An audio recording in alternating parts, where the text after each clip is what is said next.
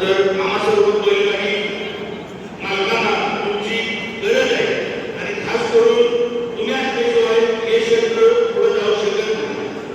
मित्र, तसंच मी तुम्हाला सांगतो, बरेच लोक होऊन गेले, बरेच लोक बोलून गेले, तो विषय पुन्हा पुन्हा करून काही अर्थ नाही. आपण ज्या गोष्टी आपण संघटनेच्या पुढे किंवा संघटनेच्या वतीने ठेवल्या होत्या, काही गोष्टी वरिष्ठांनी केलेल्या निर्णय आपल्याला मान्य करावा लागला आणि खास करून आपण तो मान्यही केला. आज आम्ही सर्व आम्ही डिक्लेअर केलेले आहे तालुका कमिटीच्या वतीनं जे काही तालुका कमिटी ठरवतील त्याप्रकारे बैलगाडीची शर्यती होती. आज तालुका कमिटीने ठरवायचं आहे की उत्तर महाराष्ट्रातली बैल तुमच्या तालुक्यात येऊन द्यायचे का न द्यायचे हा सर्वस्व अधिकार तालुका संघटनेने घ्यायचा आहे.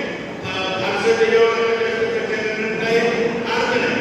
फक्त मला विलासराव सचिव असतील, आमदार असतील, मला फक्त दोन मुद्दे सुचवायचे आहेत की प्रत्येक संघटनेच्या वरिष्ठ अधिकाऱ्यांनी खापर फोडायचं किंवा संघटना काही संघटनेच्या आपल्या संघटनेच्या तालुका अध्यक्ष असतील, तालुका उपाध्यक्ष असतील, तालुका कार्यकर्ते त्यांनी म्हणायचं की युवा संघटनामुळे आपण राजीनामा दिला, ही युवा संघटना थांबली पाहिजे. मला तुम्हाला एक प्रश्न करायचा आहे. आज तुम्ही वरिष्ठ